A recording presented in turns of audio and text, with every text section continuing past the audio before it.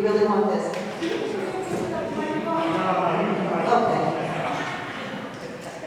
Thank you, Mr. DeGray. Well, we've been holding neighborhood meetings just within the Holly, Lenox, Sycamore area, based upon some of the things that have happened, public safety, most importantly, schools coming back in. So I live on Sycamore Street. I'm a neighbor just like you. And some of the things where I was maybe perhaps not getting responses, I think some of you may have called in, did see clips. The point is that all of us, individuals together, are the only way that we really are able to get something done. Or at least it's not just me individually, it's all of us together. So today is a public meeting. There are no political speeches. I think it's very true. But there are folks who are current and those that are running. And I think that would be important just to acknowledge the fact that they've taken the time to be here. And I know some folks have to go. So it really is important. So I believe, Councilor Grenford, I believe that you have to go to the Montello Business Association. We only have a couple minutes. That maybe what I need to do is have you just introduce and say a couple words. Good evening. Thank you so much for doing this. Obviously, for those of you who may not know me, I'm TheBrocktonChannels. I'm one of the city council currently, and the guy who's running for there with the long last name. So I'm the president of Ward 1, and anything that has to do with Ward 1 is my concern. So thank you so much for taking the time to actually acknowledge I have to go to the Montego Business Association. Just in case you see that I'm living, I'm not trying to be rude, but I just have to go. Okay? Good to see you. Thank you very much, Councilor. I'm just serving as sort of the facilitator as I've been in the past. Ward 1 Councilor Tom Minicello is unable to make it today. So with that, I would sort of the review that we're going to talk about is public safety first. So I know we have Chief Ryan Ardelli here. Maybe I can have the Chief come up, please. Go Chief. Who doesn't know Chief? Good evening, everyone. So, Mary asked, and that's what happens. I always make it easier. I just want to say hello. I think, obviously there's a number of different things that are going on in downtown that I think everyone is concerned about. And I think from the perspective of the fire service, we're going to be there for everybody. And that, puts people in harm's way sometimes, and we just want to make sure that you know that we're here. Although we handle a lot of incidents in the downtown area of becoming some growing problems, we're still there for all of you that are not in that area. You call, we show up, and that's the greatest model of the fire department. We don't ask questions, we don't care who you are, what's going on. You call us, down 911, we have a medical emergency, we fire and help, and we're going to be there. And I think that's what drew me to the fire service early on. That's what keeps me and keeps the love of the fire service. I'm not only the fire chief, but I'm a proud Ward 1 resident. I've been my whole life. So I think, not just for Ward 1 residents, but anyone in the city. If you have suggestions, anything, you have any issues, don't ever hesitate to reach out to us. My headquarters is at 560 West Street, right near the high school. But we'll be moving up to the new building at 135 Warren Ave, hopefully within the next couple of months. But please don't ever hesitate to reach out. We're all over. We have our own social media. We're all over the city website. I actually like to converse with constituents and people that care about their property, care about their home, care about what's going on in their neighborhoods. I think to that point, we have a place what's called Quality of Life Task Force. Deputy Chief Brendan Weeks is the Deputy Chief of the Fire Prevention Bureau, and he is the fire department's representative on the quality of life. And that quality of life it's a health issue, it's a DPW issue, it's a police issue, it's a fire service issue, fire prevention issue, and there's representatives from all over the city that make up that quality of life task force. And we meet and they go out when they see problem areas. If you ever have any issues, don't ever hesitate to reach out to me as the fire chief. You can actually just email fire@COB.us and it's on the website. And we would be able to kind of funnel that in the right direction if you have an issue with me. But whatever. Sometimes it might not be a fire issue. If it comes to us, I can put it in the right position, place so that it ends up with the quality of life task force. But thank you all for being here. Thank you, Mary, for having me. Truly appreciate it. Anyone else? Chief, thank you very much for being here. Steve Pena, class of 93, of course, Super Bowl 91 and 92. So, hey, just a quick question. So, with that being opened up, is that now, are you guys going to start closing down some of the older stations? Are you reopening those stations, or what's going to happen with that? And I just want to add one thing, too, is that I had an incident about a little less than a year ago, and your guys came out to my house. I'm a big guy. They got me out of the house. They took care of me. Technically, a bunch of people I knew. But the professionalism, everything that happened, I just got to say, your guys are great. That's great. And I think it will for you guys. Appreciate it. Thank you. I think everyone has to understand to use that side of the camera. This is not going to be right? Thank you. Appreciate it. So Station 1 on Pleasant Street, 42 Pleasant Street will be closing. That's very difficult for me. Since I've been chief for 4 years, before that I spent my entire career at 42 Pleasant Street. And if some of you don't know, it's on the National Historic Registry. It's the first electrified firehouse in the country. It was actually personally by Thomas Edison. Remember, we came here in your building. It was the generation station. Behind us on Main Street was the first electrified home, private home. I think the importance of that is the historic value. So it will be closed. The city, I'm not sure what they're going to do with it once it's turned over. My office up on the west side will transition into the single division. Why this works out very well is we're going to be more efficient. Right now, if I have to talk to, say, Deputy Chief Leeds, who's in the Fire Prevention Bureau, I have to call him, email him, this and the other thing. He's all the way downtown. Training division's in another location. Dispatch is in another location. This will be very efficient. The same move as the administrative realm. So, only station that will actually close is Station 1 from the fire alarm building next door where they do all the dispatching. That will all be moved to the new building. We're not sure what's going to happen. Potentially, we'll probably really slow, so I'm not really sure definitely what will happen afterwards. The city will still on for a while.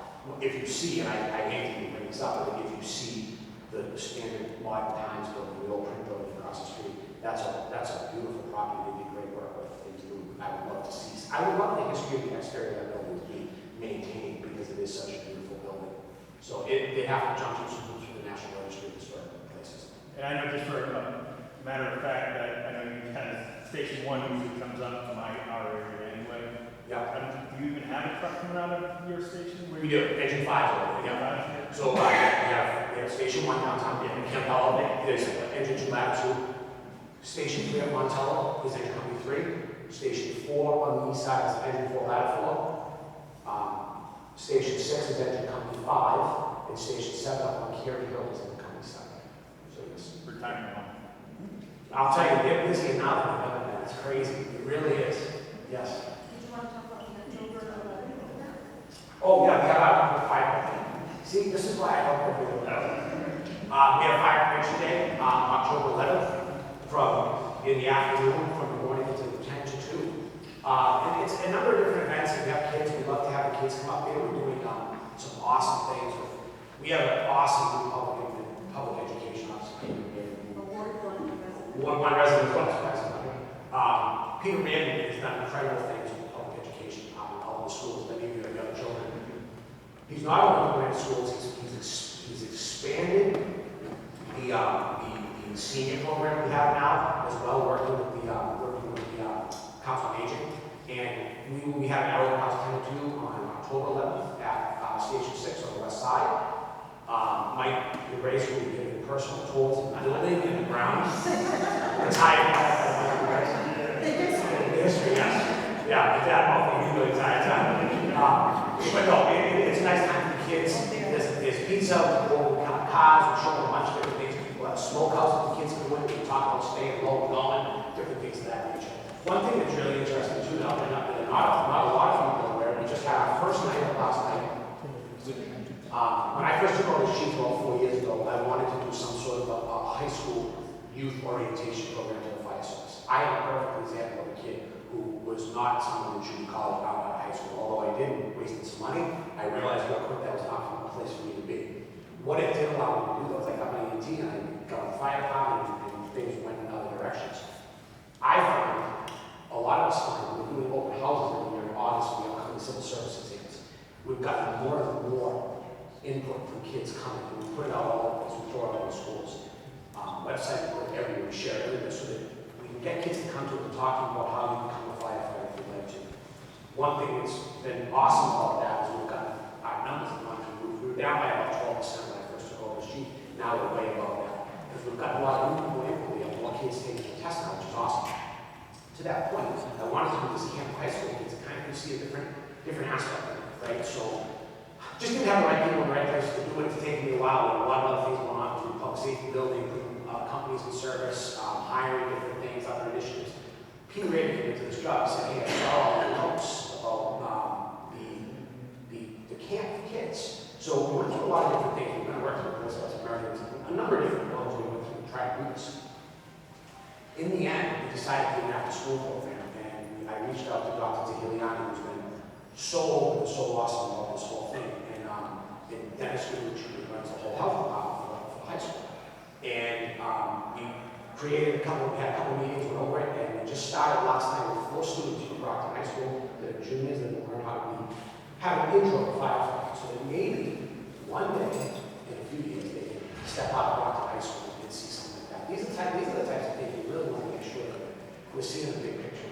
We want these kids that, have so much capability, have the ability to see the bigger picture, to see that they can serve the community. To be able to have that opportunity to see that through our eyes, and understanding that structure. One of the kids that was in ROTC, and he said to me, he said, I already understand structure. I said, okay, you'll be the head of the class, you'll be in the whole program. But it's pretty exciting. We're looking forward to moving into it. It's a 13-week program once a week. So a lot of different things that moving and happening like that. We're excited. Anything else, Mary? I'm trying to think. Follow You got a lot of things the going on. fire department social media is terrific. Here, But also local 144. I mean, that is where I find information. So the fire department certainly has been incredible. And I know you recently had a bunch of firefighters in Colorado. Yes. I think a thing that no fire chief ever wants to deal with is losing your firefighters. And we've lost 5 guys in the last 4 years since I took over as chief. Heart attacks, cancer, losing the job, different things of that nature. The International Association of Firefighters has an incredible memorial out in Colorado Springs, Colorado, and we put a number of names. We just put 4 on the wall out there, on the remembrance wall out there. We had a great showing out there. Unfortunately, someone had to stay back and mind the safety of the city, so I was not able to go. But I watched it on YouTube. Everyone did a great job.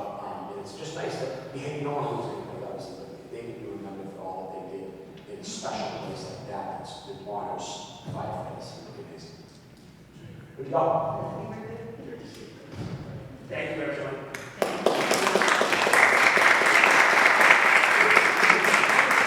I will also say that the organization that I've been involved with, Just Checking In, we do laying the wreaths at Melrose Cemetery, and the firefighters are there, as well as the chief and his wife and family are there laying wreaths on the veterans up in Melrose Cemetery.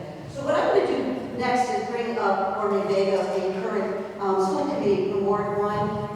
Jorge is going to give an update. But before he actually takes us, if you have not filled this out, this will be really helpful. I promise you, we will not, well, good. If you haven't filled it out, and then there's waters and there's some snacks over there. There's waters and some snacks. I can bring some more waters if you'd like something. Please help yourself to that. But bathrooms, I think, are up there. Bathrooms.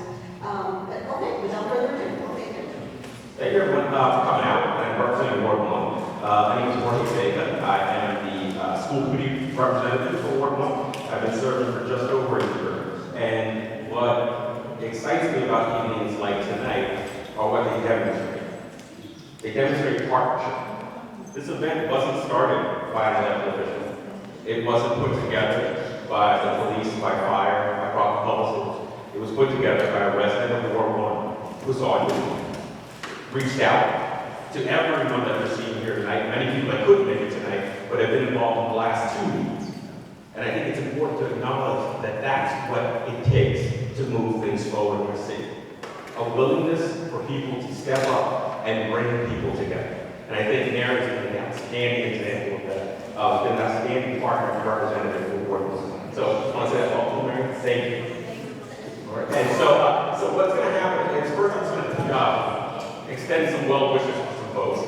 Folks like Wayne Farwell, the mayor's office, and obviously Tom and Michelle are unable to be here this evening. They all extend their apologies, but there's another safety meeting that's also going on in the city, as well as another educational event that's keeping folks like Dr. Pigliani, who has been at the last two events as well, from being here tonight.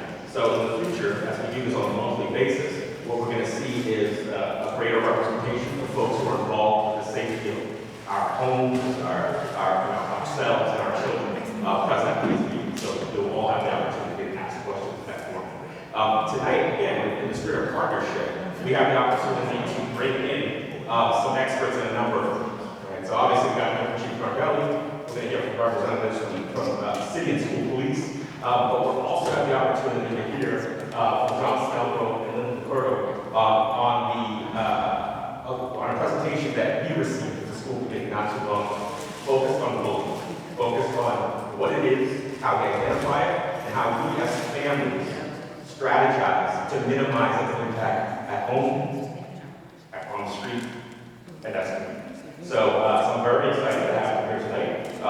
Again, it's in partnership. We're going to get all the resources that we have here at PBS. They have about a 15 to 20 minute presentation, and they'll be open to field with questions at the topic afterwards. So without further ado, gentlemen.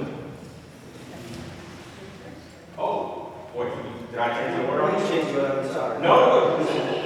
But what's that? Are you right now? It doesn't end with police. That's right.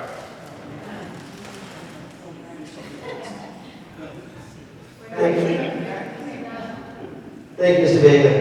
Thank you to all of you for coming out. I really appreciate it. We really appreciate it. We represent Brockton Public Schools. My name is John Snellgrove. I work as Director of Social Emotional Learning. This is Linda Licurdo. She's our Coordinator of School-Based Therapeutic and Behavioral Health. And we are 2/3 of the administrators that oversee this large department. Mara Mallow was ill, so she had to leave and wasn't able to be here tonight, but she helped us in the design of this presentation. And before we go through it, I like to say that our staff in our work focuses on helping our children be the best people they can be. Whether that's in the classroom, in the community, in your home. So that's where we fit in, if you will. We don't teach math, we don't teach science, we're not ELA instructors, we're not phys ed teachers. We work to help kids, our young people, be the best people they can be, and then be ready and prepared and available to learn in the classroom. That's our department in a nutshell. I could drop the mic and say that that's it, but we presented, we worked hard on this, so we'll look at it. Next slide, please. So we have core beliefs, right? And I'm not going to sit and read this to you. If we work really, really hard to create safe and supportive environments where our children feel that they belong, that their voice is heard, that they're seen, inclusive of all, that's the environment where people, as you would expect, can learn and thrive and flourish and excel and achieve. Next slide, please. So this is our vision. Wouldn't this be great? And this is what we strive for. And I'll just read that first paragraph. The students of Brockton Public Schools are self-aware. They're caring. They're responsible and engaged lifelong learners who collaborate to achieve their goals and contribute to a more inclusive, just, and equitable world. That's what we're promoting. That's what we work hard for every single day. And we as administrators train our staff and grow our staff professionally to make sure that that always stays in our focus, and we work really, really hard in each and every school to create that. Next slide. So here's our mission. And again, I'm not going to read this all to you, but 1, 2, and 3, we promote equity, right? We ensure that every student has access to the same opportunities for personal and academic growth, regardless of their background or circumstances. 2, we foster inclusion.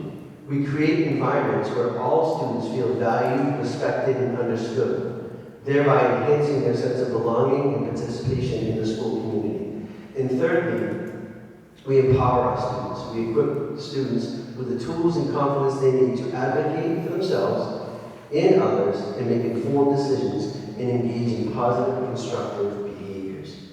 Is that sometimes a challenge? It can be a challenge, right? But we work hard each and every day to foster and make this mission come to life. So this is the SEL department. There are about 120, give or take, staff members. So we have school psychologists. We have adjustment counselors, therapeutic support counselors, board certified behavior analysis, behavior interventionists, community mentors, coordinator of community partnerships, McKinney mental homeless and foster care liaison. We have a ton of people with this focus, with this charge. And I like to say this isn't a career, it almost feels like a calling. I don't want to sound a little extreme and extra, but it really feels like that, right? I grew up in Brockton, I went to Davis South, Brockton High School. It's personal to me, so we work collectively really, really hard. And this is the impact we have on students, and this is some of the impact we have on students, right? We have proactive SEL instruction. And we have that through Character Strong, which is our Tier 1 curriculum, and we'll talk about that in a few minutes.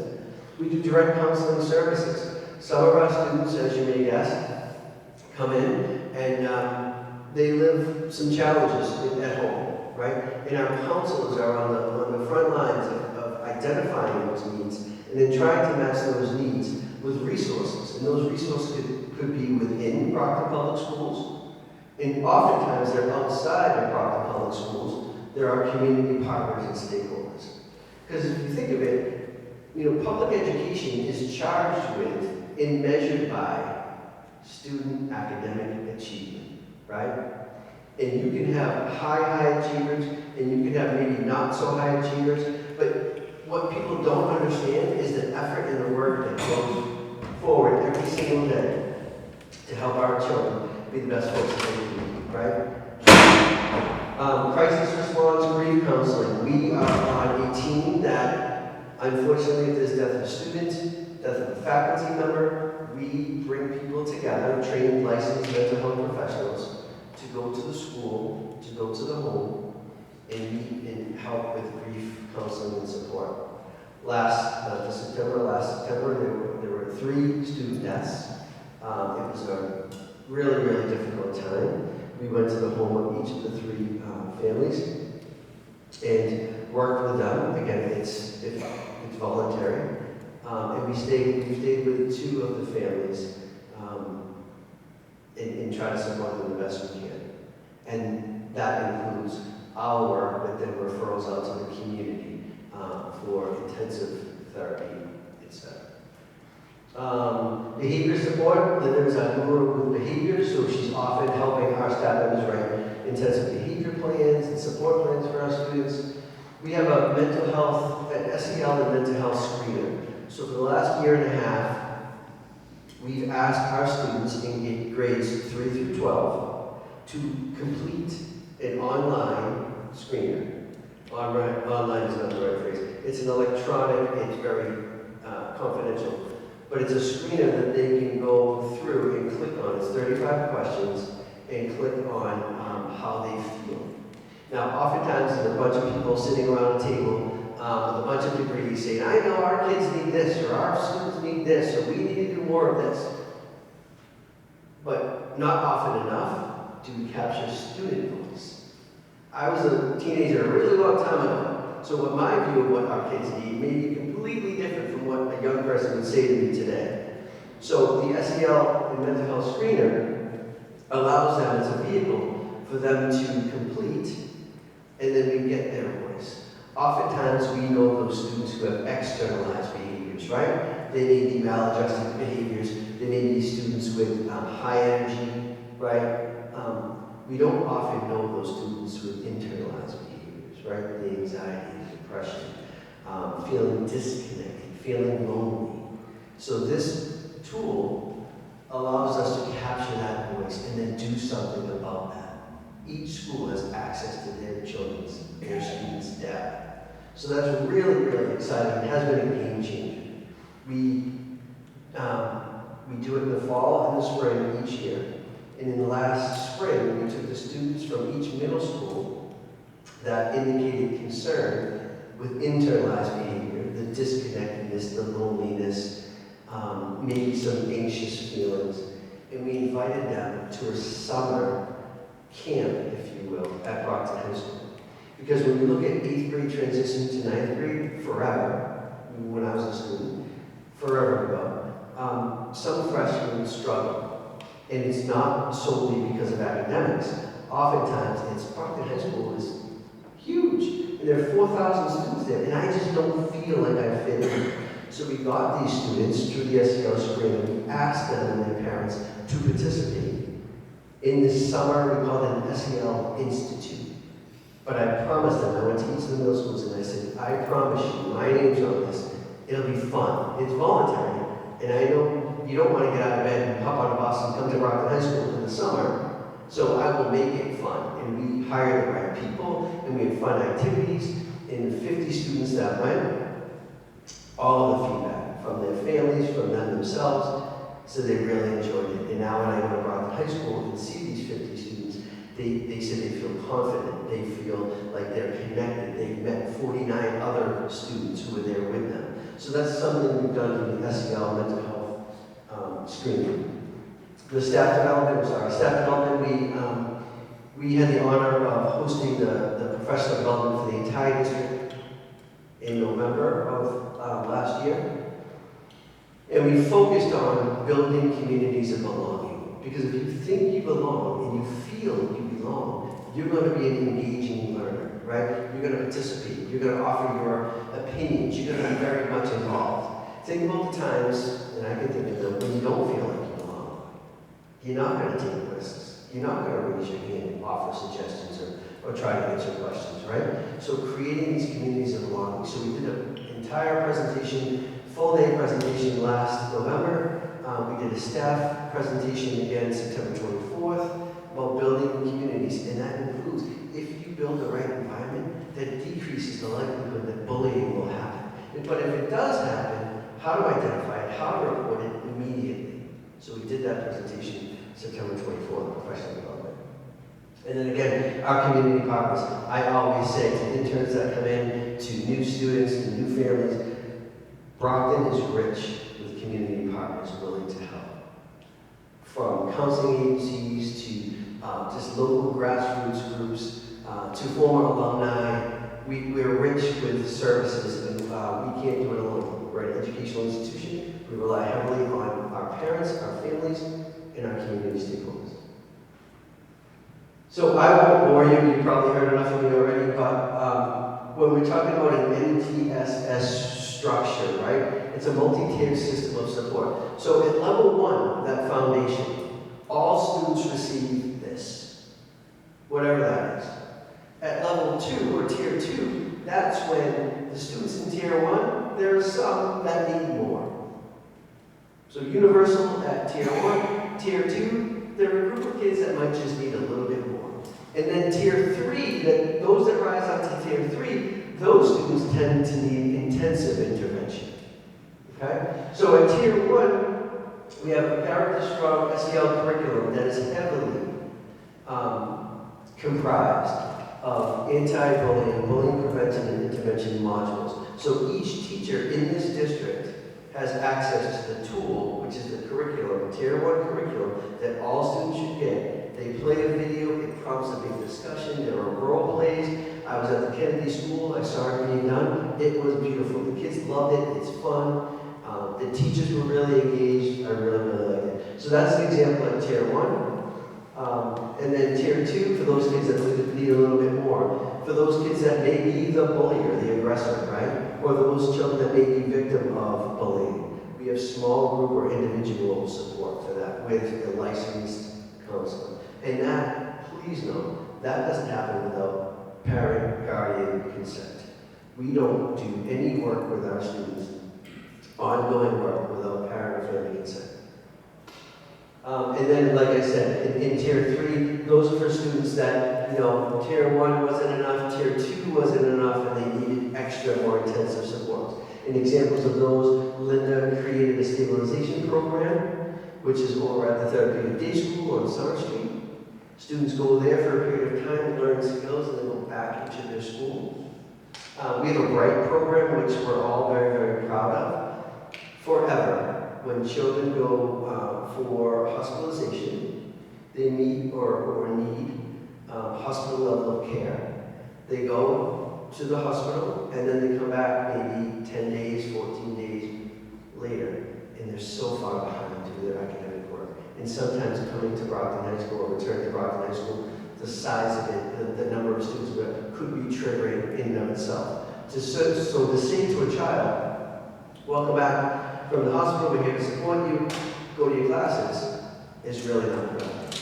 So we created a safe space. Children can use that as they want. It's very individualized. If the 3 of us were students and we were hospitalized at one time, and we come out and we're offered the right space, your mom may say, no, thanks, she's all set. I talked to her, there was something that went on, but we're good now. She's all set. His parent may say, no, you know what, this sounds like a really good idea. He can use it as a safety net. Maybe he launches his day there every morning, gets settled and focused, and then starts his day. I may say, I want to spend, for a week, I want to spend the first half of the day there. But then I'll go to lunch and then I'll go to my second. It's very individualized, but again, the feedback has been, it's been a game changer for our kids that feel safe, supported, and almost a blanket of support.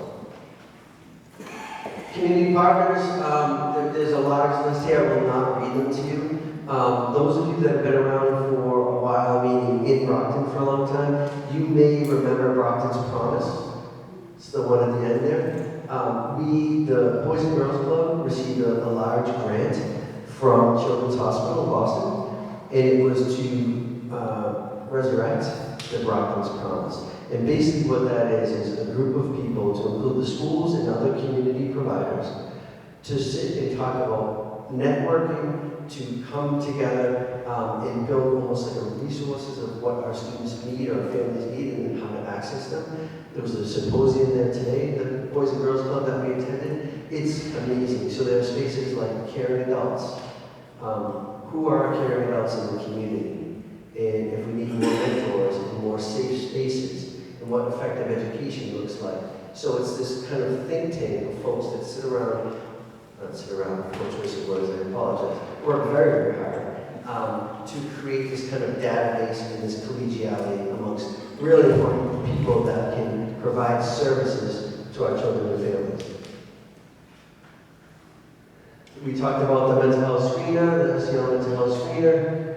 It's twice a year, we're hoping to do it soon. Something will go out from Jordan Maybloom, our communications director. It will be on the website, it will be phone calls, all calls in different languages. Our students, when English is a second language, we have interpreters come into the classrooms and read the questions. This isn't MCAS, it's not a secretive thing.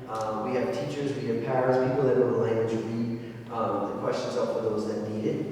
And last year's numbers were great. There was a high participation in grade 3 and all the way through grade 12.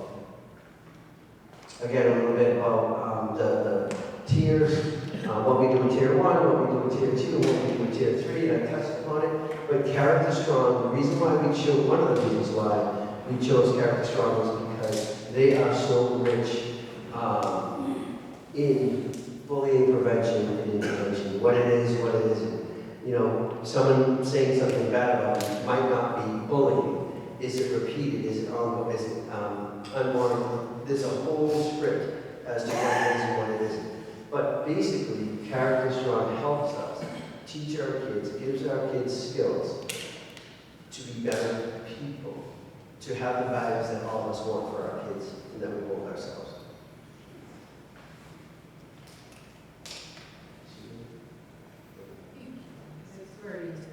I'm sorry. I'm sorry. So like I mentioned, we had the training on September 24th. Not only is it important for our teachers to work with our students to develop their skills, whether it's through Character Strong, Calm Classroom, some other examples we have of, all of the interpersonal stuff, right? Less of the academics, the reading, math, etc. It's more of this stuff, building a strong, healthy community. So not only do our teachers doing that, we grow our teachers, and that's through professional development. September 24th of this year, and what we did last November, and that will continue, because SEL is so very, very important. If you want to click on that video, if you want to. We have a quick little video, it's only a minute. What does it mean to belong? To feel accepted, valued, respected, and supported. A sense of belonging is a fundamental condition for learning in school. A low sense of belonging increases sadness, anger, truancy, disruptive behavior, bullying, and fighting. 29% of students report a weak or negative sense of belonging to their school community. 73% of Generation Z sometimes or always feel alone. A sense of belonging increases students' happiness, self-esteem, and persistence. Character Strong's lessons are designed to improve both classroom and school climate by providing a more positive, inclusive environment that helps students feel safe and connected. Belonging isn't just another thing on the plate. It is the plate. Let's work together to create a more loving world through education. Thank you. Next slide, please.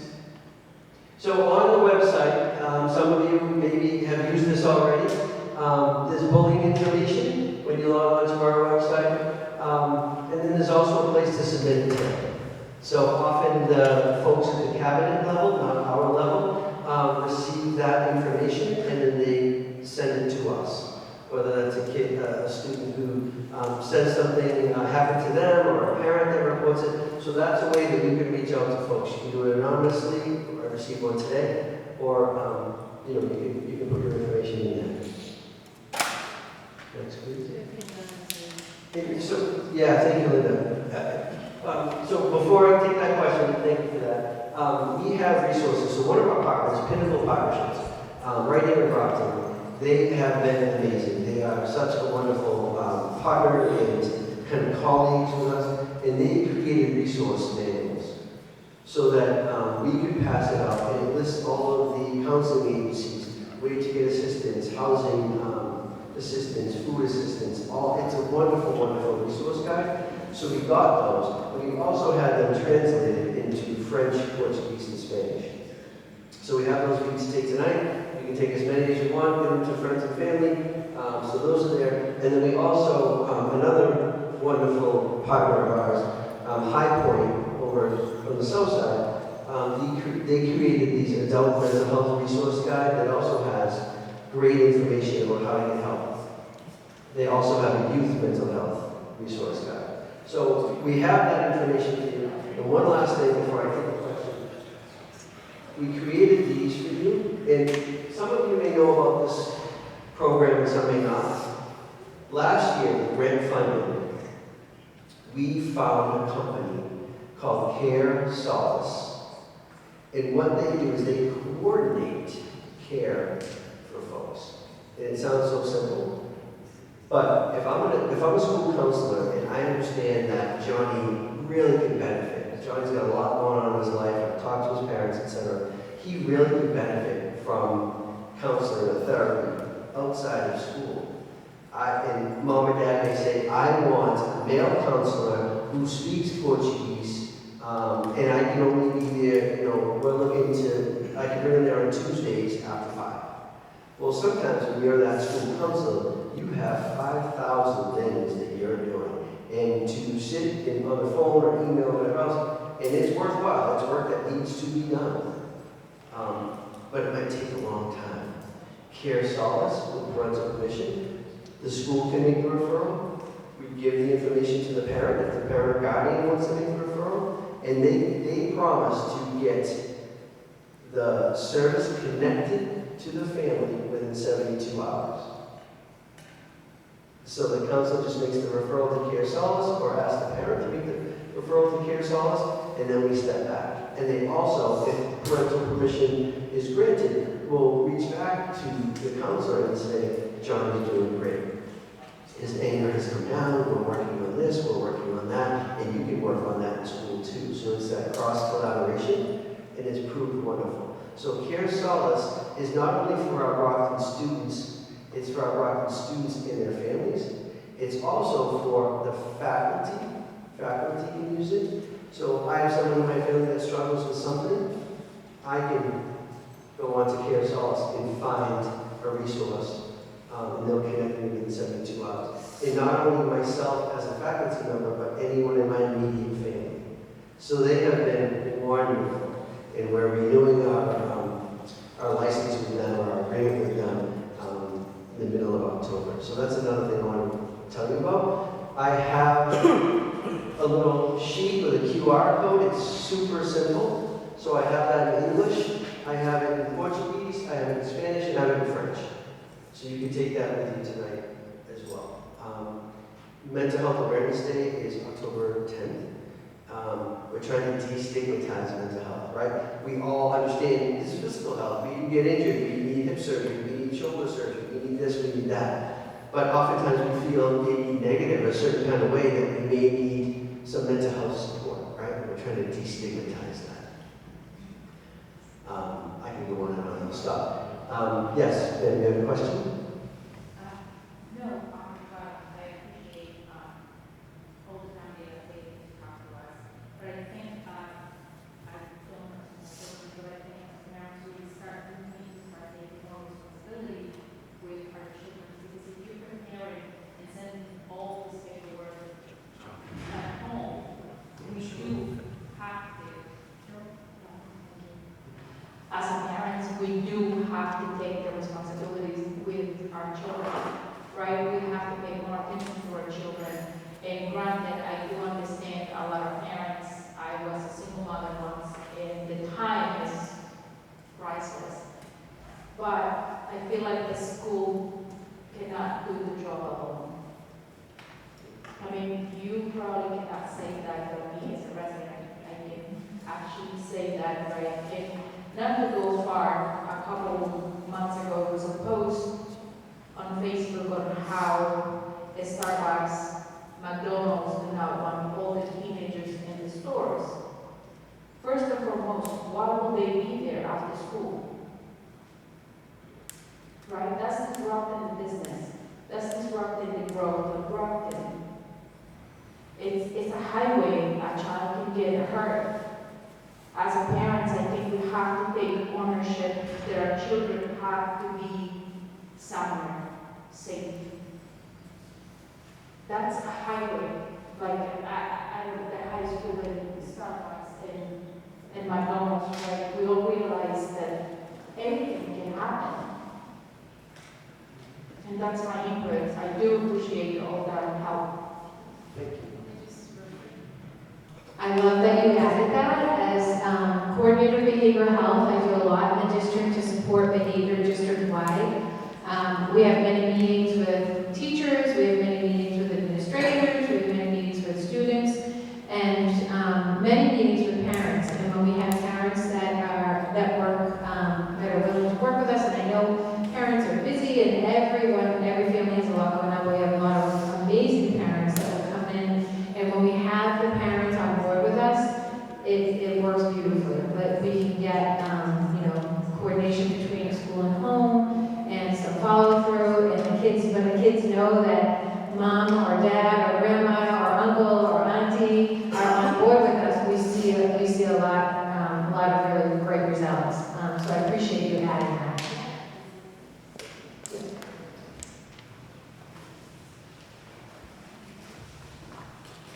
I just wanted to ask if there were any statistics on.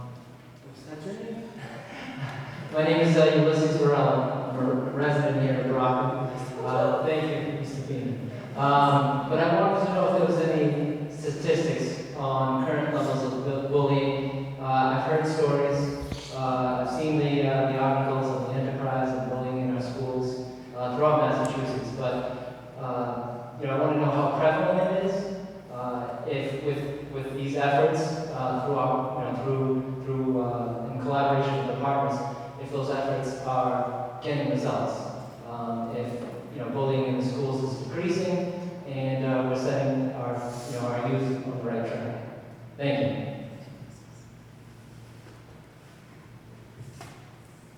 I think those are numbers that we could definitely get for you. Every bullying instance has to be investigated. So we do have documentation on any time there is bullying. So we could get those numbers for you. I don't think either of us probably have that off the top of our head, but they're numbers that we could get. The September 24th, that day was dedicated. I know John talked a little bit about it, but what was so great about that day is every building had the opportunity to really look at what they are doing as a school for bullying. We have a district-wide bullying prevention and intervention plan, but every building had the opportunity to really dig deep into what are we doing as a building to prevent bullying, what are we doing to respond to bullying. And it was a lot of work time, so they were able to sit down and work together in teams and talk about, what are we doing? How do we prevent it? How do we intervene? How do we investigate when there's an investigation? We look at both parties, as far as the child that might be being bullied, the child that might be doing the bullying, and really how do we support both sides and intervene in those situations. So, I don't know if you're going to add to that. Well, I mean, thank you, that's a great response, and we can definitely get those numbers for you, as Linda alluded to, but we are trying really, really hard to create these communities so that it does, the impact will be there, and again, we can look at a lot of this work and then post, and I'm fairly confident we're going to see drastic improvement. As a student at the Davis School, I was in 3rd grade. I still remember this student's name today. And I didn't say anything about it. So when you talk about parents, this is how my bullying situation was reported. I was watching football with my father on a Sunday. Somebody made a great catch, and his name was Otis. And I said to my father, I hate that name. And he said, why? I said, because every single day I go to school, he sits in our class, and it's me and 3 or 4 other friends of mine. He would do this to you. And if he did that to you, that day, he'd give me your lunch money, which I'm very old, so it's about 7, maybe 30 cents. Or if you brought your lunch, you had to give him your snack. And I didn't say anything, and my 3 friends never said anything. And this went on for a really long period of time. And then when I talked about that, and my mother got involved, my mother went out of the school and things changed. So we definitely need parent support. We need kids to be empowered to speak about it when something isn't going right. And I don't know what to do like I can read the room now. But thank you very much. I hope this was helpful. We can definitely give our information out, and you can reach us anytime you like. They are looking to say, yes, please. Dr. John, why people go to the city of Brockton is because of the school system. Number 1 reason for a business to move to the city of Brockton is the school system. So I appreciate, I think again, I'm going to hand this back over to Jorge. All this material is going to be available on the Board One Facebook page, but they will be around to answer. Jorge? Absolutely. And I want to stress that, John and Linda asked me to stick around afterwards, so that's my only question. I recognize that sometimes talking about these things can be difficult in a large setting, especially if you're talking about something personal that's going on with your child, going on with your family. So please take advantage of having them here. Of course, we won't go into just that. Do this for the schools and it opens, so you can tell the parents and kids that. Repeat the question. So the question was, have we done a presentation like this, John Linda, for families at the start of the school year? So we host parent forums, and then we hosted a grant last year, and Dr. Angela Burke, I don't know if you know Dr. Angela Burke, Brockton resident, Southside, brilliant, amazing, great presenter.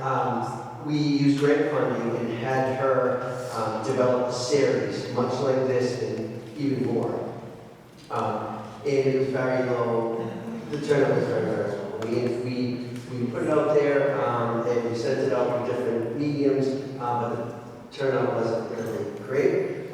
So we can definitely do more. And one last thing, and I'm sorry, I'm taking the microphone here, but a few years ago, over in Savona, this young girl, maybe 2nd grade, we talked about, at the time, they wanted to talk about physical abuse in DCF. And this is a whole bunch of children. And we talked about when I said, you know, sometimes parenting is hard. It's not always easy. And sometimes we don't know, we don't stop and think about alternatives to physical discipline. Right? Taking the phone away might be more impactful than physical discipline. So we talked about that, and this little girl stood up and said, so who's teaching our parents that? And that's when I said, it can't just all be the school. We need a community to do this. So more work to be done with families for sure. We're willing, we have grant funding, we have it come in fairly regularly. I have a parent advisory committee. I'll give Mr. Vega all of my information, and I'd love to have each and every one of you. Yeah, no, it's good. It's a great question. And, right.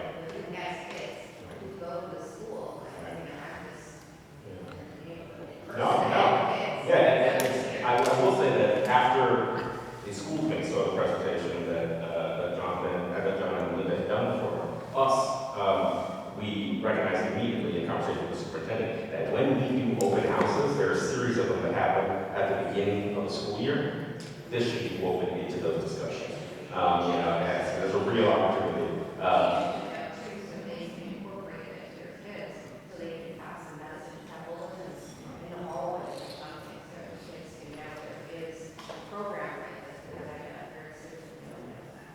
Yeah, well, I know woven into the school's PD, as I was described, and also woven into the school's mentorship programs. So my son's on one of those mentor programs, and to your point, it's extremely powerful when you have young people that are learning the skills that we just talked about tonight. I also just want to highlight what we heard earlier from Lucas, and I think, and I just want to say this out loud, the school is not going or should replace parenting. The school is not trying to step in as a parent, right? And so I think it's really powerful when you said, I can say this as a parent. Maybe the school can't say this, but I'm going to say this as a parent. We have a stake in this game. But I also want to be clear and say, no one's expecting that you do this alone. The school should be a partner, not a replacement. The school should be a resource, not a replacement. And I think that's the kind of partnership that begins on nights like this, begins with questions, the kind of you're asking. Our parents have things to say, they have things to add to the conversation, ideas that we should be absorbing. So I can't stress this enough. The schools can never replace parents. And parents should expect the schools to be their partners. See a hand up there? And the score of the Red Sox game is 2-2. I am very concerned about this program because my thinking is we are the parents. If a teacher or a guidance counselor or whatever sees that our child is struggling or whatever, then they are to call us and inform us and then give us resources to get our child help. I had a domestic violence situation when my kids were younger. The guidance counselor called me into the office and said that she feels that she needs to counsel my children. These counselors need to know exactly what domestic violence is and how to treat it, because if they don't, they give our kids the wrong information, putting them in danger. And this is what this woman was going to do. I told her, you stay away from my kids. So I had a lot of pushback when I was going through that situation with the school. You might ask me how long ago that was. That was probably about 20 years ago. And I appreciate your strength. It's quite calm, right? And you can hear like the emotional response in tone of voice, you know. And what I can say is that, you know, what we're seeing when we have experts like John and Linda, when we have the team of resources that they were talking about, is that, again, I don't want to say nothing will never go wrong, but I do think that we're at a very different phase. And I think, you know, I would imagine it's voice of the parents in those last 10 to 20 years who had, for lack of a better term, very negative experiences when they were being told that, oh, we're here to support your child. But again, when you step in the way, and make choices for a parent, that's when things go wrong. So I can't stress this enough. Schools are not here to replace good parenting. Schools are here to be a partner to great parents. Okay, Jorge, with the advent and the addition of the Supreme Court ruling on the this year, June 2025, how difficult do you think it's going to be for programs like this to continue when you have to get not just the opt-out, but you have to get the okay for this to go through? The okay for families. Correct. Yeah. I mean, I think it's as simple as looking for opt-in. Yeah, in 2025, in June 2025, the Supreme Court in Mahmoud versus Taylor ruled that parents have more rights than what they previously did to affirm those rights, and made it so that the schools cannot more or less counsel that their kids, can't do much, can't give them sex education, can't do anything with the LGBTQ or anything like that. Without the written consent from the parent. I just want to mention one other thing. Let's make sure we get the answer. I think it's a rich discussion, and I'm sorry that that happened. That is horrible and terrible and beyond anything that I can describe. What I try to tell folks is that school counselors are not therapists. Therapy is not to be done in school. The last thing you want to do is sit your children down and ask about things, the nature that you brought up, or anything else. When we identify a need, we contact the parent and we say, we can help you make a referral to the community. That's why we had that long list up there. That's why we have Care Solace. We support children, we triage the child if she's exhibiting difficult behaviors, but we don't do anything without parental consent. The other thing is Sure. I was told there shouldn't be mental health in the schools because of the fact that you have kids that are talking really about emotional trauma things, and then they're going out in a classroom. No, it should not be in the schools. You are supporting me. You and I are the same camp. I say to our interns, you're not a therapist. You be a therapist outside of school. You can have your own shop or work for another agency, etc. At night, you do that. Schools are not a place for therapy. You're not going to unwind or unravel or dig deep and then all of a sudden say, oh, okay, well, you have math. And back when MCAS was a graduation requirement, you must go to math because you need that. You must go, we don't do that. Our counselors are counselors to support pro-social behavior, but they are not therapists in school.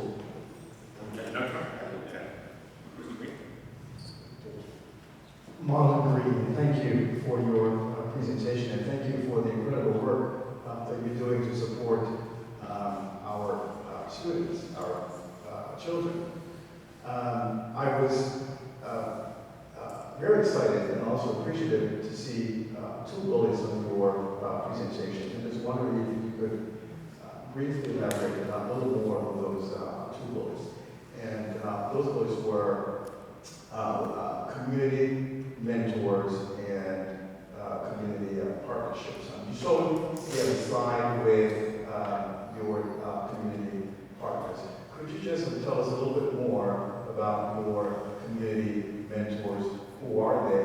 How do you identify? How do you enlist? And also, how do you discharge, if you will, community mentors to our students? And on your partnership, is it a set list or is it a Very fluid list. It's a fluid list. So what's the process of identifying and kind of procuring those relationships?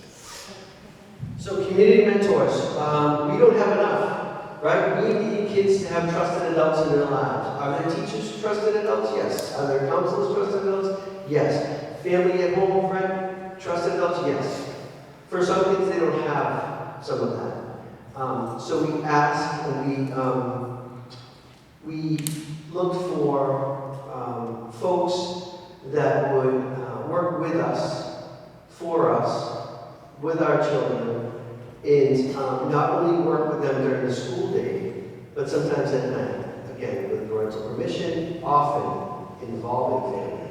Mario Lamar, we asked him to join us years back from the Boys and Girls Club. He's an amazing person in the community. He works really, really hard. He is the supervisor of community mentors. And then under Mario, there are 4 community mentors. So it's Mario, and he has a team of 4. Do we want more? Yes, we do. How they get assigned to a mentee. Each school has something called an IST team. So if a student is struggling academically, behaviorally, emotionally, if we look at the SDL screener and the child really has internalized concerns, we determine, is this a child that may be fit for one of our mentors? Often you hear a lot of what the child is going through at home. The opioid epidemic, we paired a lot of mentor hours with some of the students who lost a parent or guardian through the opioid crisis. There are many different ways that a student could, I don't want to say qualify, but be matched to a mentor. And Mario does a great job. So each school has a team. They talk about almost your tier 2 students and tier 3 students that need more than the tier 1 students. And those are the students we often identify to have a mentor. And Mario and his team go K through 12. Mario often goes nighttime work, weekend work. He brings students to the Celtics game. I mean, he is, the old big brother model, big sister model. Mario has 2 female mentors and 2 male mentors, and then himself. And each year we ask for more and more funding for mentors because they have proven impactful in many, many ways. In the second part of the community partnership, we had someone that works with us, Janice. She's amazing. I call her Wonder Woman. If there is, a fire in the community, she's right there and helping the family with, clothing and gift cards to Walmart and those types of things. She also helps families get on or apply for, rather, EBT cards.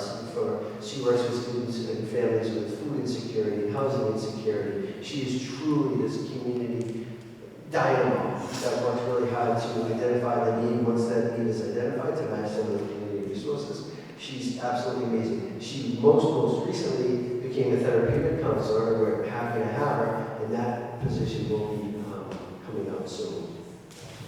Well, I think there may be more questions, and like I said, John and Linda are thankfully willing to stay a little bit after to answer some individual questions. Before we move on to our police presentation, I just want to take a second and acknowledge that we have 2 candidates for City Council in Ward 1 and 2 candidates for School Committee in Ward 1 here. At the end of the evening, after we prepare our presentation with the school police, we'll make sure everyone has the opportunity to introduce themselves. And they can and may remain afterwards to talk to folks individually one-on-one. And I want to give one shout out to BCA, who's up top.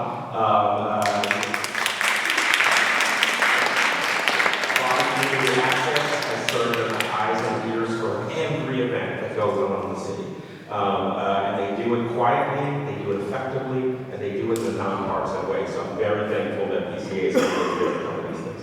With that said, we're going to close out the night with our police team led by Sergeant Anderson. Thank you so much. Good evening, everyone. I know everyone is probably tired, a long day, right? I know, we're gonna get through this together. I'm so grateful to be here this evening. So thank you, Mr. Vega, for inviting the Brockton Police Department to be a part of this important topic. So I just want to start there. I'm also a parent, so I get it. And my daughter's only 3.5. And I'm already having to build her up about bullying, right? It's sad, but it's true. But with that being said, let's get into the presentation here. Officer Mosley, I'll let you lead us on this journey. You can go on. My name is Sergeant Nicole Anderson. I'm with the Brockton Police Department. I have been with the police department now for 18 years. I can't even believe I can say that. It's like a blink of an eye. Thank you. I'm part of our community engagement division. In addition to that, I'm the coordinator of Project Lifesaver. That's a life-saving tool that's used for those that are suffering from Alzheimer's or dementia, or they have autism and they have a history of wandering. We have a life-saving tool that can actually help with tracking them. So I'm the coordinator of that. I'm also a member of our peer support unit. Mental health is real, folks, right? So I'm a part of that unit. We want to let our police officers know that we are here to support them in the midst of the things that they will see on this job, because it's not easy being a police officer, but we do the best that we can. But we're not robots, right? We're human. So I am part of that as well. In addition, I'm one of the supervisors on our bike unit. Love that. I can go out, mix and mingle with the community, maybe burn a few calories at the same time, so that works. And I'm also a member of the BPRA, which is great.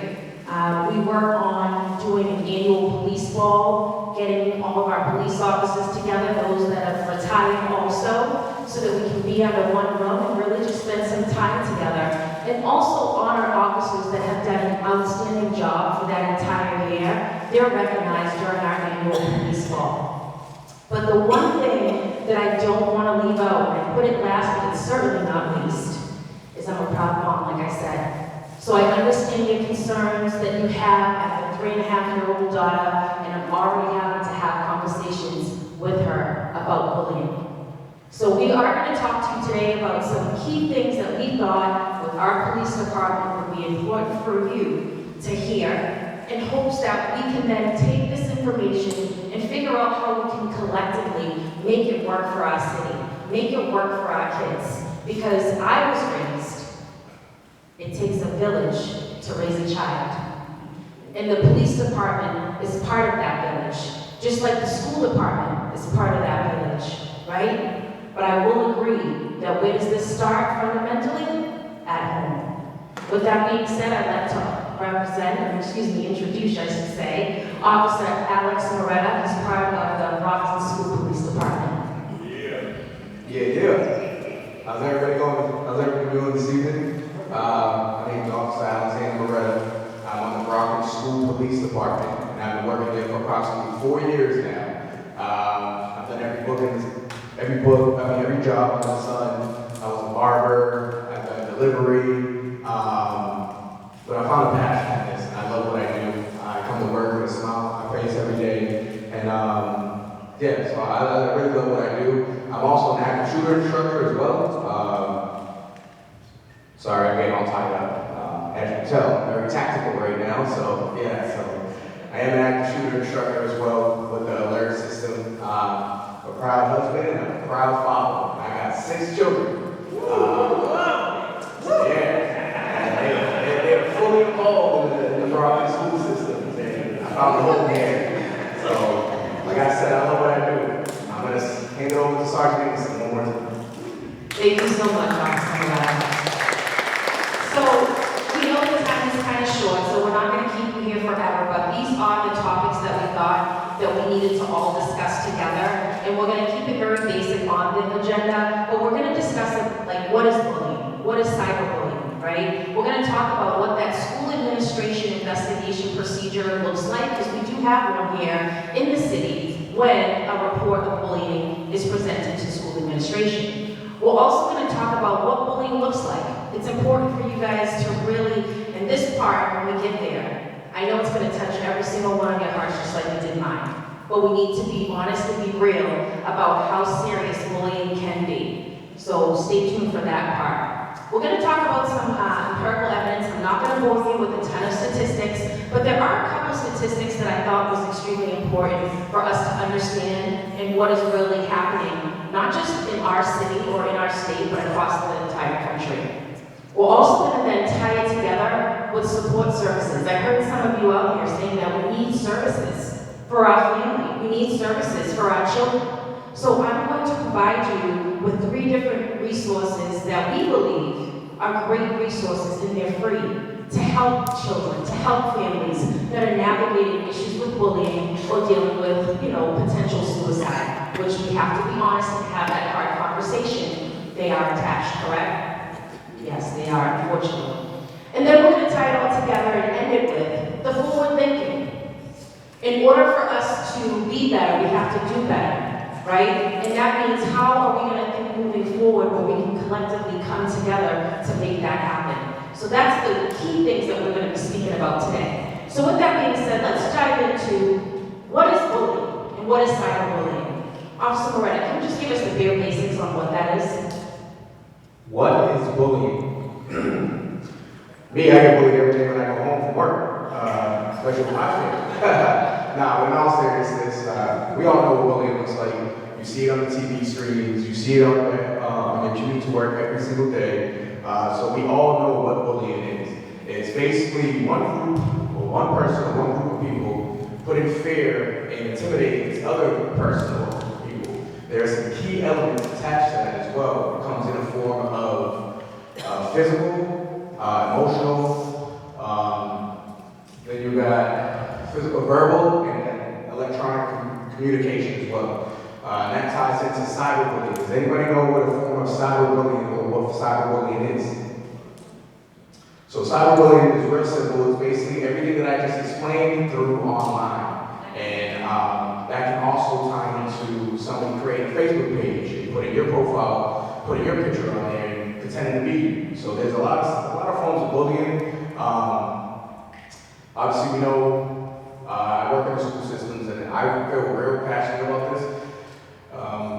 I wouldn't want my children to be bullied, and I don't want any of your children to be bullied. I come to work every single day. Yes, I said I have 6 children, but when I come to work, I have 20,000. Because your children are in my hands, and I love it, and you can trust me, and I got you back. So.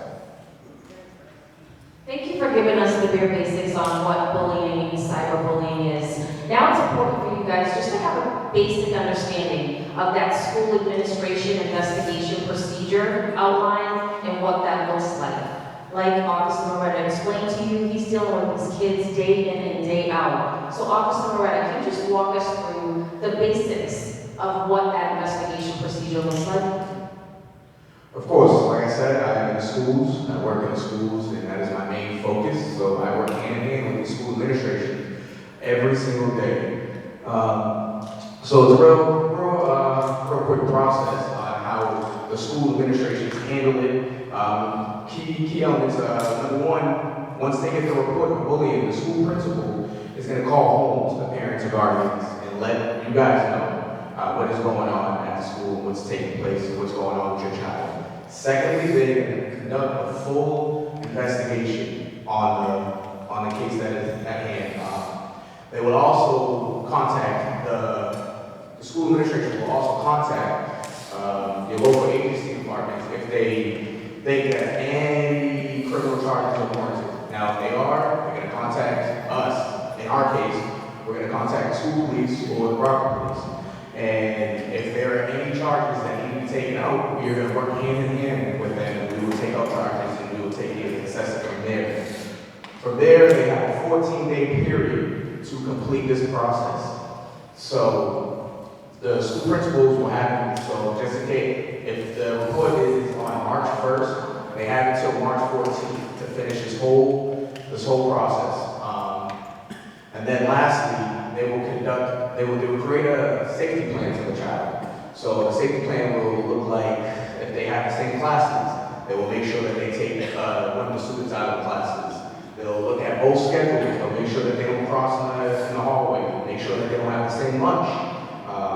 Because like I said, you don't want to send your child to school knowing that your child is being bullied. That is the worst feeling in the world when you are hopeless. And when you send your child to school and you go to work, and that's basically the unknown. We don't want to sit there while we're at work thinking that our child's being bullied. So, like I said, I feel real passionate about this.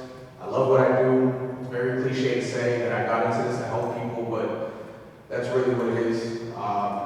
And you have my word. Every single time that I'm dealing with your children, I'm going to do the best that I can to help the children out and help everybody out. Question? A lot of us came in because of the break-ins in our cars and the safety that is moving on, and we're concerned about, if the more that they break in our cars, how are you guys planning to protect our city? They break in, right now they're breaking in our driveways,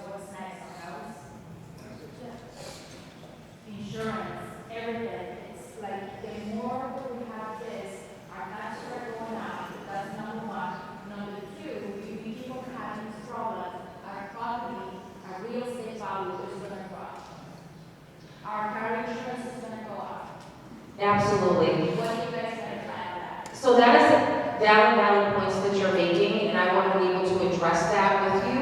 Is it possible, can we get through this presentation, and then I can see you on the side, and we can have that discussion, so that we can dive a little deeper into that conversation, if you're okay with that? Yes, Ms. Waller? So through your presentation, because that second question should not be a sidebar. I think a lot of people here are concerned about that issue. I know the chief was brought up, and she thought it being there. Yes, yeah, so we'll continue. Exactly. Thank you so much. I appreciate that. But I hear you, and those are valid concerns that we can discuss. So with that being said, what does bullying look like? It looks like this. Nevaeh Perdiz, who's from Keene, New Hampshire, who ended her life after the third day of 8th grade at 13 years old. Or Jason Bernard, who's from Peabody, and he ended his life a month before graduating 8th grade. Or Phoebe Prince, 15 years old, from South Hadley, Massachusetts, who actually ended up hanging herself in a stairwell leading to the second floor of the family apartment. And unfortunately, her body was found by her 12-year-old sister. Or Carl Walker, from Springfield, Massachusetts, who was only 11 years old, who hung himself with an extension cord from the third floor rafter of his home minutes before his mother was sent to meet with school administration. That is what bullying looks like. So when we're having this discussion today, when I tell you from the bottom of my heart, and I know that the school administration feels the same way, this is a serious topic. And we need to figure out how we can collectively work together to change so that our children here in our city don't end up in presentations like this. So I just wanted to set that tone so that you understand, that we understand how much of a concern this is for all of you. As far as the evidence is concerned, and like I said, I wasn't going to bore you, but these were some that really stuck out to me, and I just wanted to share it with you. 28% of middle school students reported bullying at school, and 37% reported the occurrence of cyberbullying at least once a week. Some children are dealing with this once a week. 15% of high school students reported bullying at school, and 25% reported the occurrence of cyberbullying at least once a week. And not to forget, what about elementary school? 10% of elementary school students reported bullying at the school, and 6% reported that there was cyberbullying at least once a week. Those are national numbers, absolutely. And I have a reference page at the end of this presentation. You guys can absolutely fact check me. I'm all about that. Take a screenshot, but yes, absolutely. And this one down at the bottom, suicide and bullying are strongly linked. That's why I wanted to set the tone with those children. God rest their souls. Suicide, excuse me, 1 second, Officers, if you can go back there for a moment. Suicide is the second leading cause of death among young people, aged 10 to 24 years old. It has become a major public health concern nationwide. So not just here in Brockton. I don't want it to be pictured as if this is just a Brockton issue. This is a national issue, which is closely linked to social media, unfortunately. Thank you, Officer. Our families need support.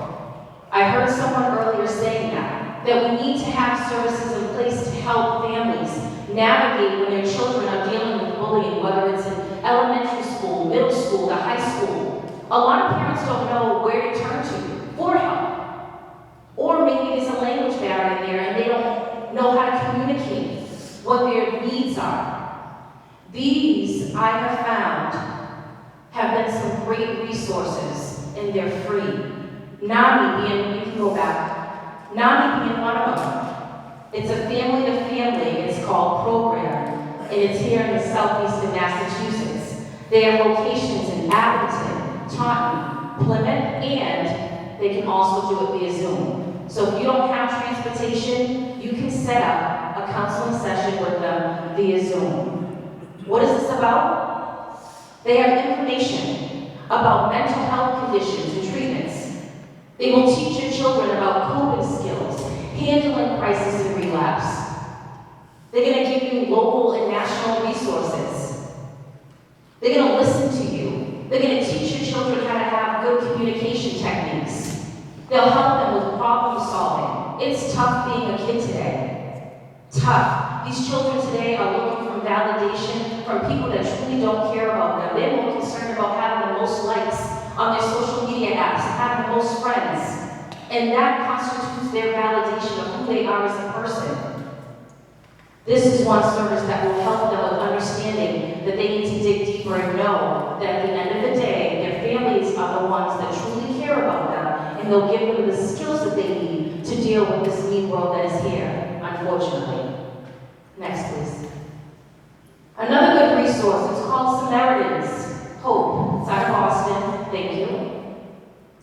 This one here, again, free, confidential, non-judgmental. You guys are free to take a screenshot of this if you like this information. If not, we do have a handout that we can give you at the end of this presentation that will have this information also. But they have a 24/7 helpline.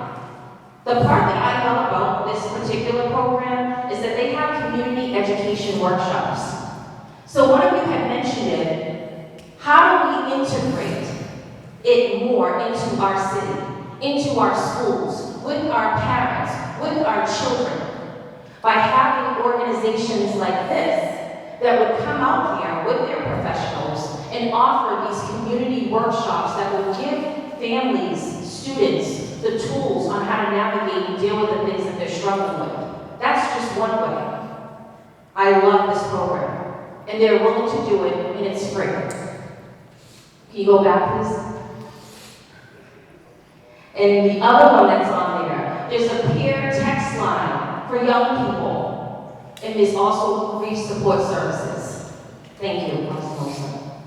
This one is great too. It's called Choose Love. It's a movement. It's very well known.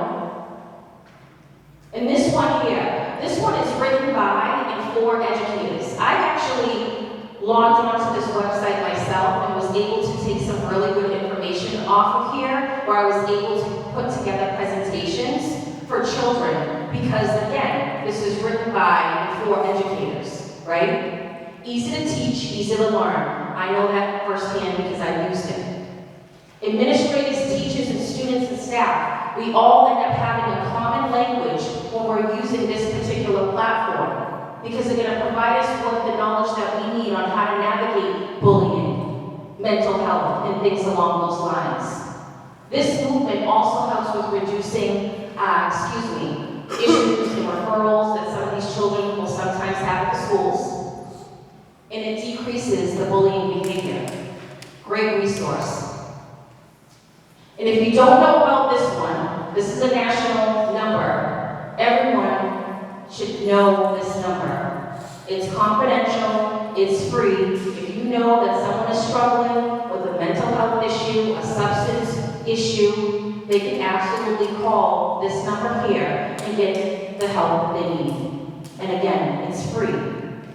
So when we talk about services or resources that are available for our city, there are services out there that are not just here but across this country, but I think it's about us being able to work together collectively to give that knowledge to you residents here in the city of Brockton. But they're there. But that, I believe, is part of that work to change things when we talk about bullying. So now when we talk about forward thinking, the future ahead, right? Like this says here, this is established through shared community activities. This is a community activity. We were honored to be invited here today to speak with all of you, to have this conversation. Things like this is what brings about change. I can tell you, and I didn't say that when I mentioned my credentials, but I was also a school resource officer here in the city for 8 years. I was born and raised here, by the way. But I was a school resource officer for 8 years. And I loved every bit of that, intermingling with those children every day. South Middle School was my home base. And to the point of one of you that mentioned that integration within the schools, with the parents, with the students, Officer Mosley, who's running the keyboard system there, him and I were approved, and we went around to the different middle schools throughout the city of Brockton, and we presented presentations to 6th, 7th, and 8th graders about the hot topics that are affecting not just the city of Brockton, not just Massachusetts, but across the country. Whether it's bullying, cyberbullying, right? The sexting, which is connected to that. A lot of different topics that we discussed with these children, the feedback that we got from the administrators was outstanding. So when we talk about how do we bring about change, how do we work together, it's things like this. I want to see more of this, where we're going out into the schools and we're having more of these presentations to bring to these children, to let them know that there are consequences to your actions if you choose to bully somebody. But we don't want to just be quick to charge a child, but we need to let them know that we have to hold you accountable if you decide to not listen to the advice that we're giving you, right? Because let's face it, they're children, they don't know everything. But if we give you the tools and we give you that foundation, and you still choose to do what you're not supposed to do, we have no other choice but to do our job, right? And to protect that family that might be dealing with bullying. So we want to see more of this within the community. I love things like this. I just want to let you know that I'm invested. I love the Brockton Police Department. I love the city of Brockton. I'm grateful to be in the position that I am, to be a part of the community engagement division, and I'm just grateful for the opportunity to be here. And with that being said, I do have my credentials, references are there as well. My contact information is on the following slide, Officer Mosley. If you guys have any questions for me, if you want to have a sidebar of some sort, please screenshot my information. You can contact me and I will absolutely get back to you. So it was a pleasure to speak with all of you, and thank you so much for your time and attention.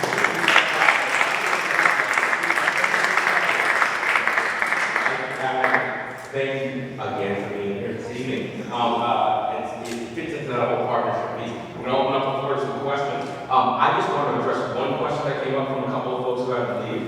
I recognize that some folks came tonight also looking for some of the typical updates around speeding in the neighborhoods, around break-ins, and that is something that will be a regular part of the conversation. It was my error in setting up the agenda today to not leave enough time for that. But we fortunately have access to the officers afterwards, so we can continue those conversations one-on-one, but they will be part of our current agenda.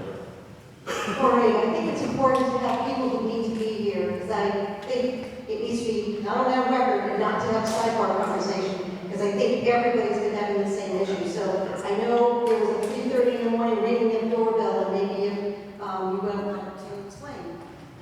Sure, we had gotten home from a trip, and I went to bed, but 2 hours later, a doorbell's going off, thank God for ringing.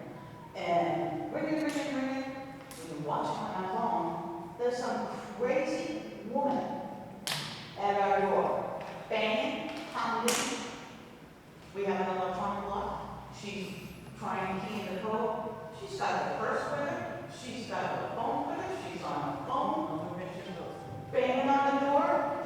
She went next door, left our house, went next door to the neighbor's house. He called the police, and the police said to him, "We have no reports of any missing people." Ended the conversation. The woman left her shoe on his front lawn and continued down the street. We don't know where she came from. She's not a neighbor. But that was not a response. We don't have any missing people. Well, you did.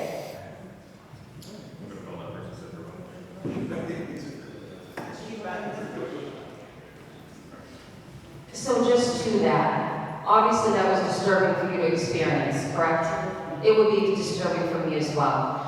And we can never justify bad behavior. We will never do that at our police department. We will never justify or condone unprofessionalism. We just won't do that. I apologize for that experience that you had or that response that was given to you. We try our best to do the best that we can, and unfortunately, because we are imperfect people, things sometimes do happen and responses are not necessarily appropriate, or things may not necessarily be handled the way that they should. So for that, I will apologize on behalf of our police department for that experience. Other questions? Oh. Yeah, I was just gonna add, also at 3 a.m. and at 5 a.m., we had teenagers come through our neighborhood, opening car doors, breaking in car doors. I don't know if you can hear me, but also at 3 a.m. and at 5 a.m., we've had young teenagers come through our neighborhood, opening up and going through car doors. What they're not taking so many valuables at that time, but what they are taking is pictures of your registration, because someone older than them is encouraging them to sell it for like identity theft. So police reports were filed, and it was said they're too young to be prosecuted, and there's nothing else that can be done. Can I ask, like, if you're comfortable, can you include like what street or area this was going on? Ward 1, I think that's what I heard. Oh, no, I mean, like, oh, I just meant. But it's happening throughout Ward 1. What's that? It's happening throughout Ward 1. It's not just. Can I just ask, has anyone else been affected by this? Because this is the second time we've had this in the last 4 weeks. Okay, so look at the hands that are around you. And so this is the second time that we've had police officers, you guys are great, do the best you can. They've had conversations with us. They've told us some of them that they've gotten, they are 15, 14-year-olds. You know, they're being brought in by older people, and again, they can't be prosecuted because of their age.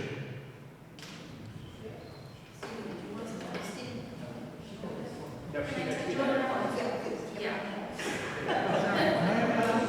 Thank you so much.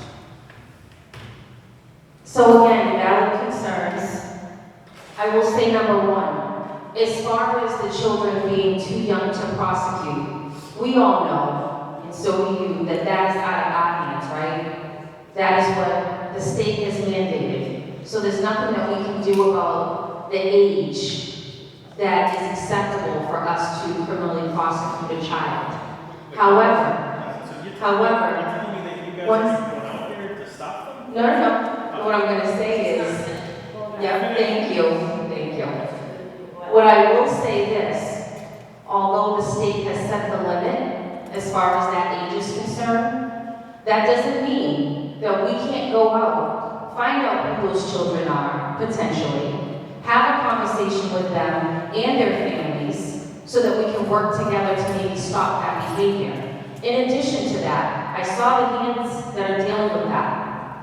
This is where now that I know that information, I can then go back to our police department and we might be able to do something what's called directed patrols. I'm not sure if you guys are aware of that, but a directed patrol is the ability that is given from the captain into order where he will assign a directed patrol for a particular area that officers will have to patrol to go loop around, check it out, see what's going on at a specific time in a specific area. It's not something that would be long-lasting forever, but I will tell you that having directed patrols at certain times actually becomes a deterrent, which can then decrease the children coming around this area that you mentioned and trying to bring them to vehicles. So now that I know that information, I can absolutely bring that up the chain to see if we can then put together some directed patrols for that area. Where did you educate tonight? Not a problem. No. Here. All right. I just want to say that a 15-year-old, you cannot prosecute a 15-year-old. What are they doing now at 3 o'clock in the morning? So if you can't prosecute them, you need to prosecute the parents.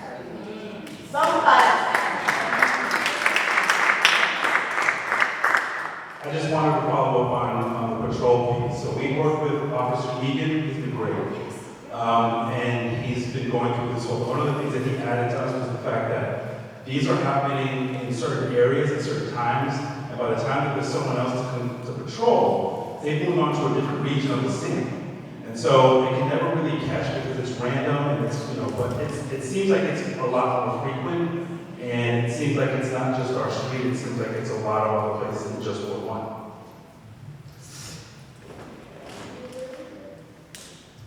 And what I can say to that is that we can address right now, this moment, the Ward 1 issue. Now that it's brought to my attention, I would love to, if you guys feel comfortable, because that's how we can actually be proactive, is to know what streets you live on, for those of you that have experienced that or are dealing with that in some indirect way, to let me know the name of then bring that information to the top of the chain, and then hopefully we can get directed patrols put in place, and hopefully that will be a deterrence, because it does work.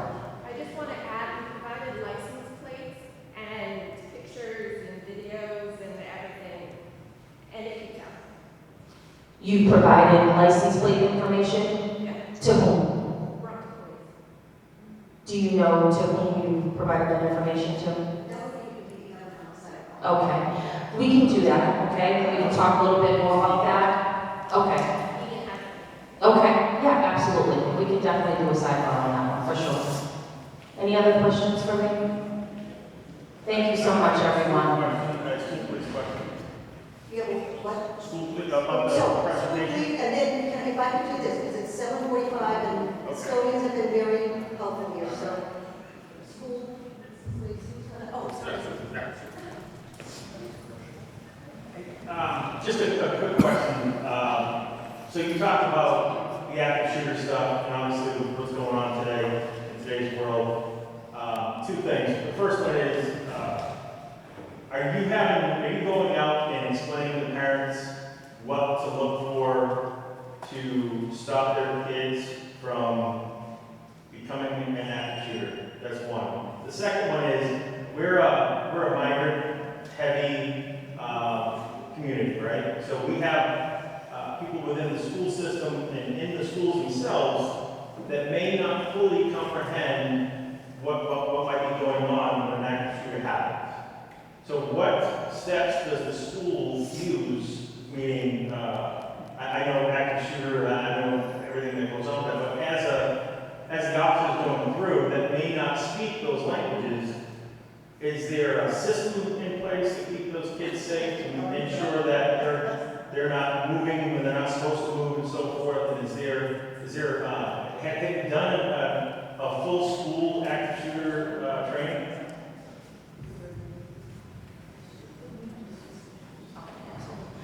Yes, so just to answer this, and not to be rude with time, but I know we have to be respectful of time as well. I can answer the first part, and then I'm going to direct the second part, because you mentioned school, and I'm going to direct that to Officer Mosley. But as far as the first part is concerned, again, for me, and I'm very passionate about it, we talk about how do we educate these children.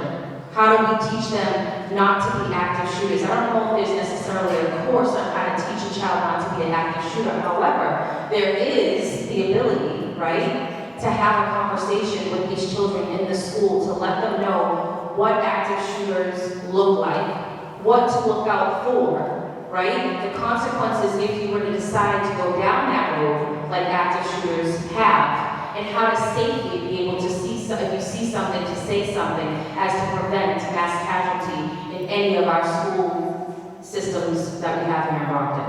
That would be my response on how we would handle that, is the education. And for the parent, and I'm glad you said that as well, for the parent as well, I think too, when I mentioned again, going into not just the school departments or the schools themselves, I think it's important too that, and I think Mr. Snellgrove had mentioned it, that sometimes they will have open houses where there's informative information that is given to parents. Unfortunately, the show-up may not be what we would anticipate or like it to be. So that's something that I think that Mr. Snellgrove with us, that we can work collectively on how we can market this better so that we can get a better show so that we can educate the parents more on that particular topic. And now to raise your second point, because I know we have to go, we're going to give it to Officer Mosley. Steve, what was your question? The second question again. It's late. It's literally, so there's 49% of the students are non-English speaking students, or English as a second language.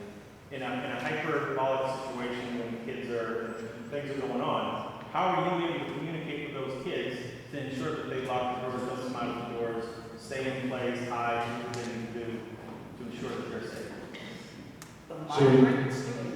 Anybody that doesn't speak, so there's So you're referring to if there's an active shooter in like in progress, if it's happening? Yeah. Is it referring to? Yeah. Well, hopefully it doesn't happen. No, of course. The teachers in the classroom, if they're in that classroom, the bucket classroom, will instruct those students what to do. Yeah, I think that might be something that schools might need to look at. Because if you look at the George School, where the majority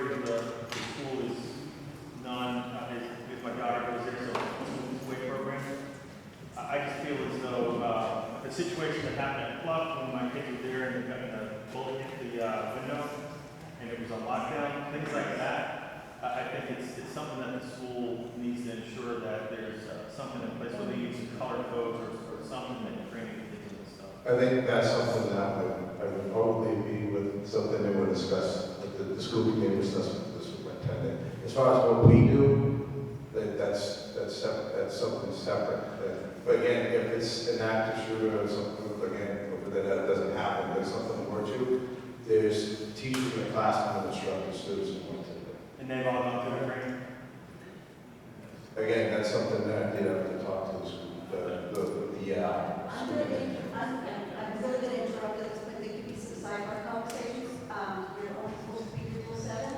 I'm actually going to be taking over, facilitating, just to take away just a little unbiased position. So first and foremost, why we need an engaged city council and an engaged school committee. We heard it today. We heard the great presentations of why, bullying as well as the resources that are happening in schools.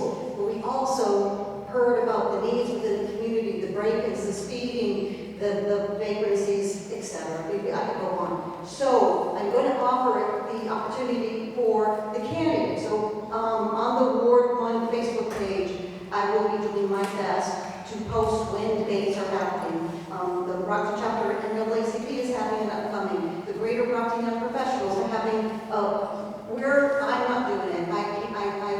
But what we're going to allow today is to allow, I believe, are 4 candidates right now. I don't see any at large.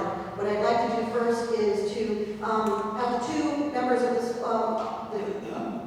running for school committee. Stephen Peter, would you like to come up and say, I'll give each candidate 3-4 minutes. I think it's helpful. I think it's going to be in politics. It's not, but here's my point. Let's not get it, talk about. Yeah, I got 2 minutes, that's it. Hey, for those that are here, just Steve Pina, grew up in Brockton, born and raised, and I'm running on 4 pillars. My 4 pillars are school safety, which is extremely important. That entails inside the classroom and outside of the classroom. The second pillar is open and transparent budget process, which is obviously very important as well to ensure that taxpayer funds are spent in the proper way. The next one is the pathways, and that's to increase the number of pathways, and that one I could go into a whole big spiel about the different pathways, academy, and so forth, that I would like to see and like to incorporate. And then the one that I usually say that's number 1, I leave till the end now, is we got to raise standards and ensure that we don't drop the standards, and we put those standards high so that our kids get used to winning, and we push them to win as much as we possibly can. And that is to raise test scores, to raise everything that we possibly can, give them the ability to be successful in life. On November 4th, if you are so inclined and I'm so lucky, I would like to have your vote. Thank you. Thank you, Stephen. Corbin, David. Thank you for coming out today. My name is Jorge Vega. I've gotten to meet many of you over the last few months. I am the current school committee representative for Ward 1.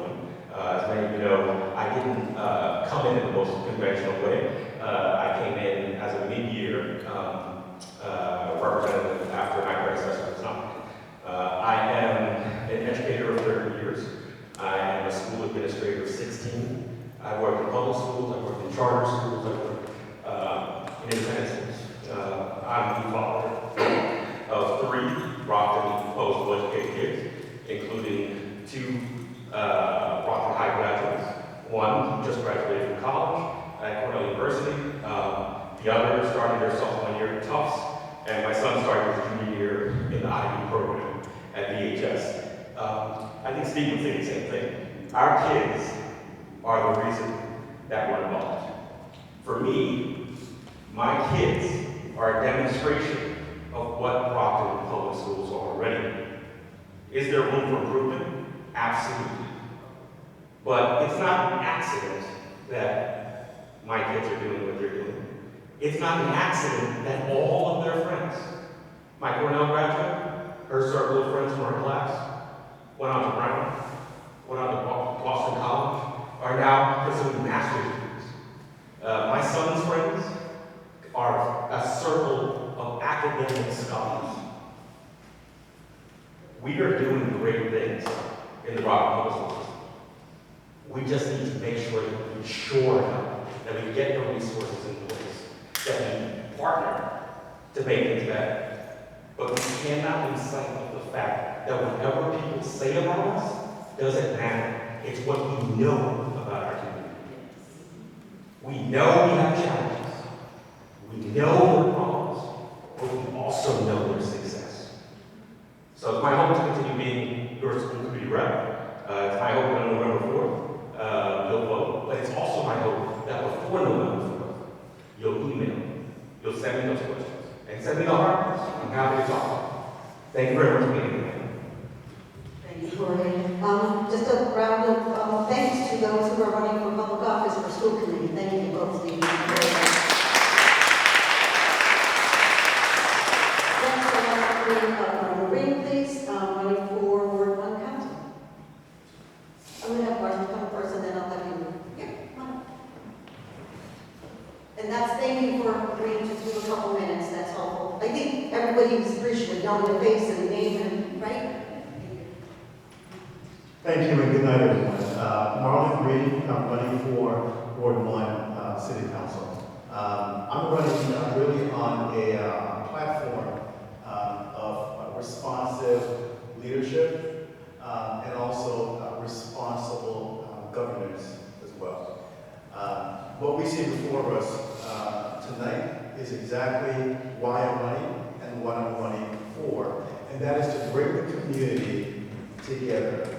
Bring our elected officials and community partners together, put our heads together, sit down, and address key issues, quality of life issues, figure out solutions to the other problems that we face. I have over 25 years of experience in healthcare and the research side, and the nature of my job is to design clinical trials and to execute them.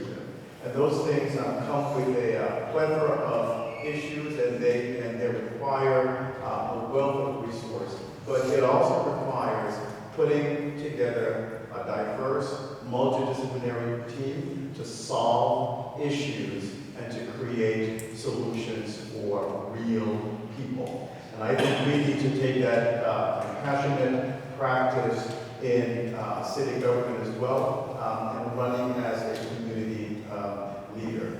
I've been in Brockton for over 20 years. I'm married. We have 2 kids, 2 boys in the Brockton Public Schools. One graduated 2 years ago, and we have a junior at Brockton High. We love our city. We love Ward 1, and we want to be on the side of being a part of the solution to making our community stronger and to bring our community together to solve issues and to address the quality of life. Thank you again for the opportunity, and thank you for listening to me. I hope you can again tonight. Thank you. Thank you, Mr. Green. Thank you. Ulysses, this is for And I think the Red Sox are still like someone got a text. Well, I think Go Sox. Good evening, everyone. My name is Ulysses Varela. I'm running for Ward 1 Council. My grandmother, I remember, she said she would say this to me growing up. Si vous créez un rêve, vous créez des rêves, et pour créer des rêves, point des rêves. My parents are from the Cape Verde Islands. What that translates to is if you want a tree to grow straight, it's to grow straight when it's young. The work that we're doing here, this work here, coming here today, knocking on doors, connecting with residents, everybody doing their job is to help construct an environment that our children can succeed. And that work is very difficult, that work is very complicated, but it involves all of us coming together to find out solutions. Government, as you know, you have department heads, you have city officials, you have clerical staff, you you have everybody doing a job.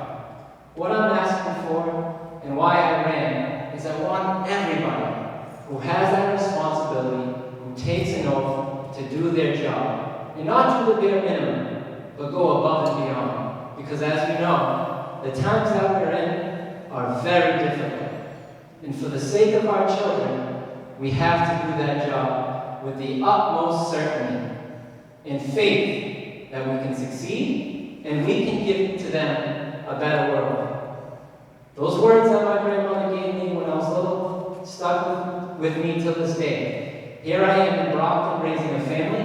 I have a 3-year-old and a 1-year-old, and I care, not just for my children's quality of life, but I care for all of our quality of life. I come, my family, a history of educators. I know how important education is to a child's life. My aunt and uncle were teachers at Brockton High. I have 2 cousins who are currently teachers in the Brockton public school system. And they tell me the struggles that, the problems in the school system and how it affects them doing their jobs. So we have to continue to come together. These events are very important. Everybody has a job to do. Not just those officials that I just mentioned, but the public. The public has a very important job to do. They put pressure on the system to hold people accountable. So I'll ask you for your support on November 4th, and let's help create an environment that our children can succeed. And thank you everybody for coming, and thank you, Mary. I hope this tradition of presidents coming together, Ward 1 meetings continue, because it's very important to our prosperity. Thank you. I think we're very lucky to have these engaged candidates representing the school committee and or the council, because we need it. I can't be doing the door-to-door stuff anymore. So with that, thank you. There are materials here. Thank you, Brockton Police Department, Brockton School Department, and all of you. And for your emails, if you did not sign in, those emails will stay confidential, but it's going to be a way that we can communicate with you when the next meeting will happen. My hope is to have one between now and after election, because then we'll be able to have some commentary. So, if you haven't joined Mary's Facebook Ward 1 group, please consider it. And suggestion on this